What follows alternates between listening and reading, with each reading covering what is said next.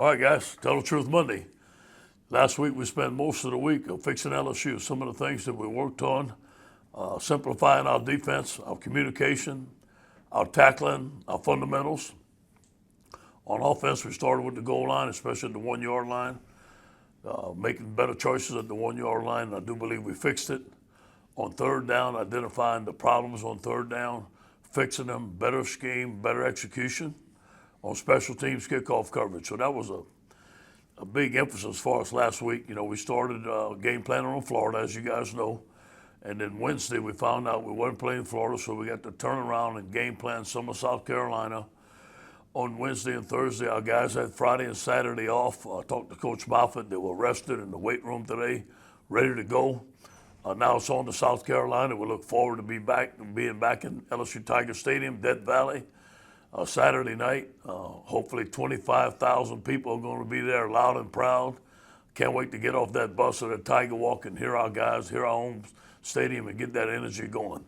Will Muschamp has done a tremendous job with the South Carolina team. They got a two-win winning streak right now. Played great against Auburn. Mike Bobo has done a tremendous job with his offense. He's brought his quarterback with him. They're a pro-style offense with different formations. We'll see some 21. We'll see some I-back. We haven't seen yet this year much.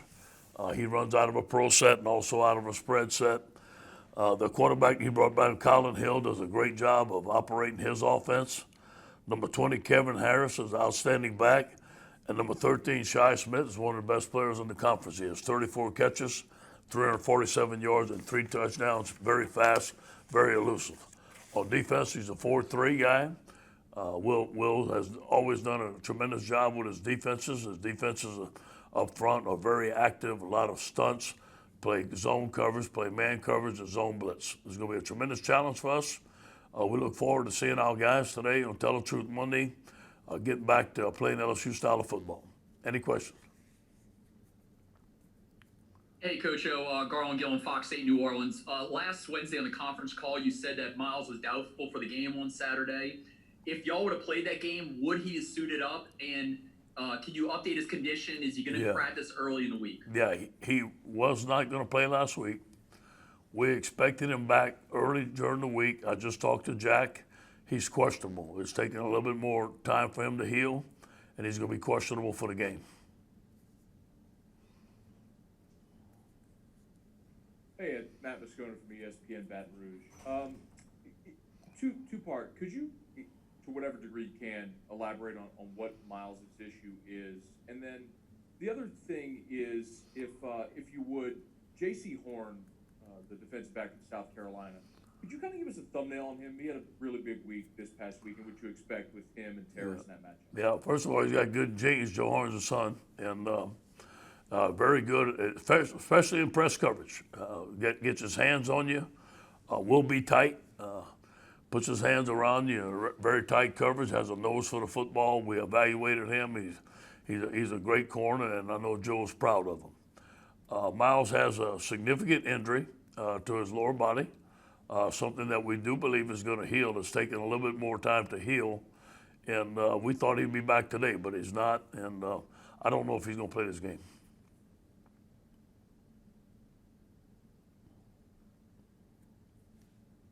I think I'm unmuted. Coach,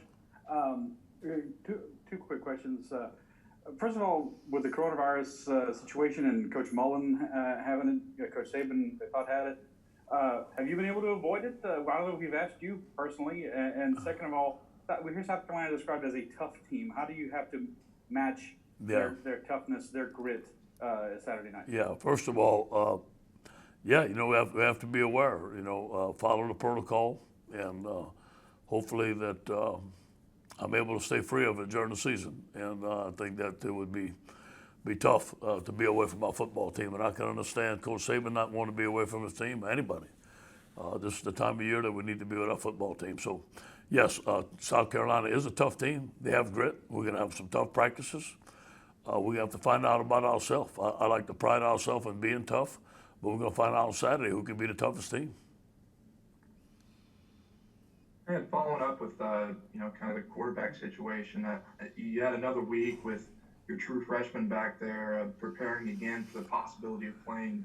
What have you seen the growth for them? Has anybody kind of stepped forward yet to you? To be honest, they both had fantastic weeks.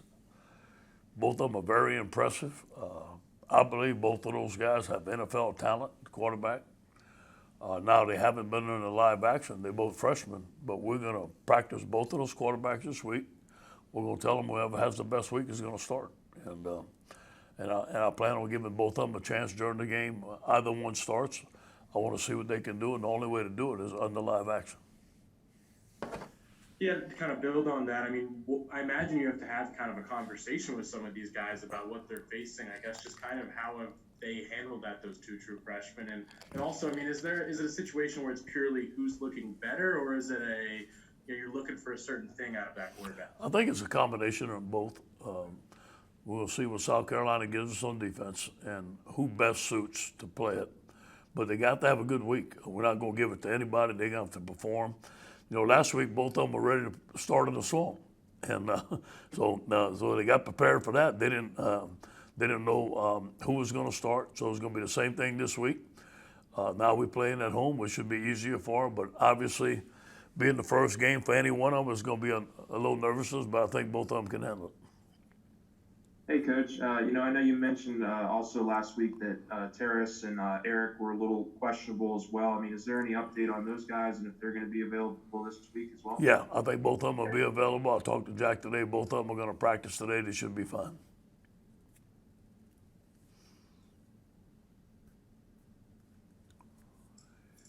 Hey, Coach, just wondering, what did you find in your self-scout when you had some time to kind of look at yourselves and figure out maybe some quick areas that you can fix? Yeah. Shooting ourselves in the foot. It's all about us making mistakes, communication, not having the right gap fits, not aligning the formations, not making the proper calls, guys running wide open down the field. It all comes down to communication. It all comes down to simplification, what our guys can handle. I think this week we did a lot of soul searching on what we're telling the guys, how we're telling them. You know, it's not how much we know, it's how much they know. And they've got to be able to do that on the field. So most of all, it's about us shooting ourselves in the foot.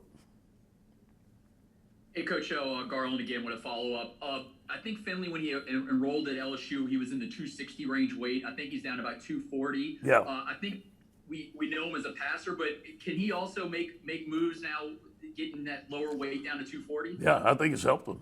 He scrambled. We had a 2-minute drill on Thursday. He scrambled out of there. Looked very, very good. And, you know, obviously Max is very fast. I think Max is comparable in speed to Joe Burrow, a little bit faster. Max is a better scrambler than TJ. He's more of a dual threat quarterback. But if so, TJ can move out of the pocket and avoid the rush. Hey, it's Matt Moscona again.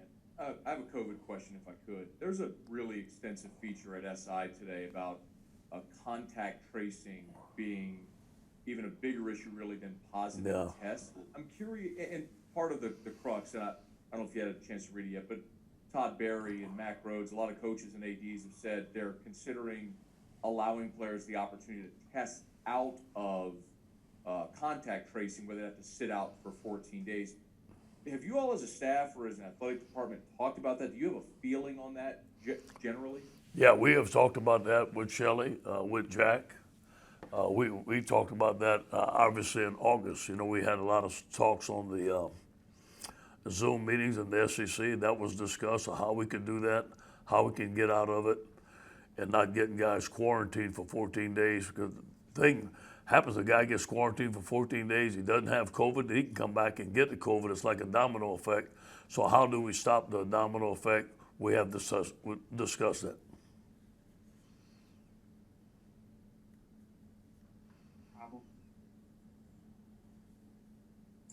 Sorry, taking notes. Just to follow up, you talked about the communication, and I was just curious, is that to the field or on the field that you are finding that you're having the most? Mostly on the field. Now, we had one miscommunication last week against Missouri. They had one personnel grouping in the game. We called one defense. They changed the personnel grouping. We changed the defense, and not everybody got the call. and they should have, and the call was sent in. So that was one from the sideline that we should have done a better job. The other ones were communication within the defensive scheme on the field. Hey, Coach O, Jared Joseph, Fox 44. Is there a scenario where this game, if TJ or Max goes, that one of the freshmen could end up being the hot hand that rides the quarterback position for the rest of the season? No, you know, Myles has shown that he can be our quarterback. I mean, he's had 3 phenomenal football games. We like Myles, but hey, I'm telling you, these 2 young quarterbacks are great players, and I'm anxious to see what they can do, and we'll cross that bridge when we get there. But right now, Myles is our starting quarterback. Hey, Ed, Wilson Alexander from the Advocate, kind of following up more on this quarterback situation a little bit. How important would it be for y'all to really get the running game going if you do have to go with one of these true freshmen? Last week against Missouri, only rushing for Really 49 important. yards. Yeah, and I should have said that on offense. That was the running game on first down. I should have said that. We worked hard on that last week. It's really important, this game and any game, for us to get the running game going. That's going to set up the pass. We cannot be one-dimensional. We have to be able to block better up front. We have to be able to run the football better in order to not get behind on 2nd and 10, 3rd and 10, and we got to get into manageable downs. Still going along with the the quarterback situation, kind of a 2-part question here. One, I mean, how, in your experience with true freshmen stepping in for the first time, how do you go through that conversation, sitting them down, preparing them for something like this, and at what point in the week do you let them know which one's going in? I mean, is that something that could lead all the way up to the game for them? Yeah, I think, to be fair to them, after Thursday's practice, we should tell them. I think, Friday morning I'll sit down and talk to them and tell them I believe in them, tell them they'll be fine. Just do the things that they can do. That's why they were recruited here. That's why they came here. Both of those guys, I think it really helped that they were here last spring. And although we didn't have spring football, that they matured a lot. They've been in the meetings a lot. They know our offense. And again, Steve's going to have to do what they can do. He knows what both of them can do. Call the game that they can manage the game. Hey, Coach, Ben Briner from the State Newspaper. What kind of progress did you see from South Carolina's offensive line from the beginning of the year compared to the last game when they kind of changed up the rotation? We were talking about them this morning. Obviously, I coached the defensive line. We had an offensive line scouting report, an extensive scouting report on each one of the young men. They're very good on their double team blocks. They're very well coached. Their center can handle a nose tackle one-on-one. He'll reach him, and in our game, a nose tackle can't get handled by a center. He's got to get double team. I think they're better run blockers right now. They are in pass protection. They've struggled in pass protection. That's why they made a change. I think they're getting better at it. But their quick game enables them to hide maybe a guy that's not as strong in pass protection, a better run game protector. Their quick game with their quarterback and their number 13 is phenomenal. The play action game, their sprints and their boots. So they have ways to cover for that. Hey, Coach O, this is William with Tiger Rag Magazine. I want to ask this question because it is 2020. What's the preparation like behind TJ and Max in case something really goes bad with injuries? Who do you have to prepare as an emergency guy who maybe can run the offense if possible? Yeah, we have a couple guys that are on our team that we feel that can go in and operate or actually that. AJ will probably be the third team guy today. We have a couple of guys that have been with us for a while, and they can go in there and operate the game. Now, obviously, it's not going to be the same as Max and TJ, but it's a good question. We have to be prepared for that. Hey, Coach, good afternoon. During the off season, I spoke to Will Muschamp, and he said he was happy for you and the staff. He said he knew a lot of guys on the staff when you won the national title and everything. It seems like he's always a very fiery competitor and a kind of a survivor. Just what are your thoughts on him as a head coach? He's a great guy. I love him. I love talking to him. He's always been a friend, always been a good guy, great defensive coach. I'm happy to see him having success. He's not a big ego guy. Gets along with everybody. And got to credit him. He's got his football team playing very well. He made a change on offense. You can see the difference. His defense is playing with fire. They're playing with toughness. That tight end that plays blocks. He reminds me of Foster Morrow because they have some toughness in him. So, they're playing his temperament. That's who he is. Hey, Coach, you had mentioned South Carolina's running back Kevin Harris in your opening comments. Could you just expand on what you think of him and the season he's having so far? Yeah, he's hard to tackle. He's hard to get down with one guy. He sees the hole, outstanding. He can block. He has vision. He breaks tackles, and he can catch the ball out the backfield. He's all around back.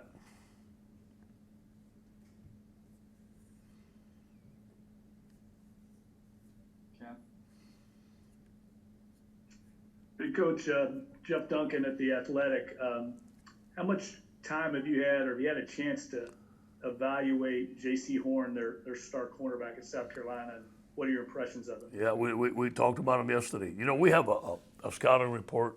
We have advanced scouts that do the work, and they watch every game, and they give us a scouting report. He's a great press guy. He's very handsy, and in a competitive way, a good way to say it. Obviously, he has great genes. He's one of the top corners. He's playing very well. He's an open field tackler, plays the ball very well. Outstanding player. And I'm just curious what the message is this week. Are you trying to light a fire under their butt, or are you trying to get them to play controlled, capable of what they can do? No, I think we need to play with a lot of energy. I think we should be rested. I told the guys last week, press the restart button. Let's go. Come to work. Coaches come to work positive. I started today with a positive mindset with our coaching staff, a positive mindset to win the football game. Let's coach every day. Let's do our best job coaching.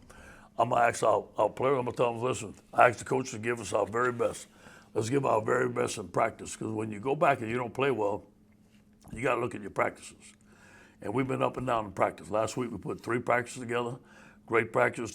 This week we got to put 4, and leading up to the game. I think it's not more or less being fired up on Saturday, but about being fired up today and getting better today, because we got a lot of improving to do on LSU, not South Carolina, on LSU.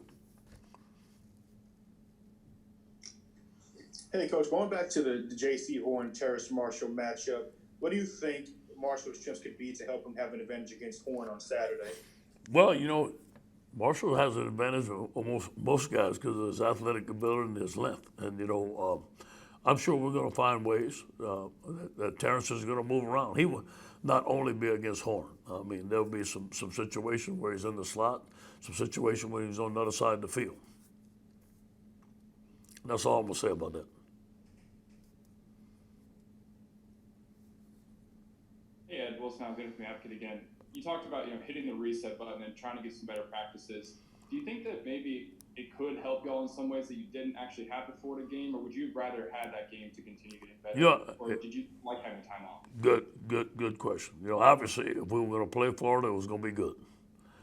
But I come to find out, talking to Jack, our players were tired. Our players were beat up. They needed the time off. Talking to Tommy, it seemed like our guys came back today re-energized. We had a few guys banged up that needed the weekend to get a little bit better. I thought having the weekend off would help Myles, but obviously it hasn't, so we're going to have to deal with that, the task at hand. But it turned out to be a good thing for us. Our guys could get some rest. We need to build off of this because we had 2 extra days on South Carolina, so we should be ahead this week.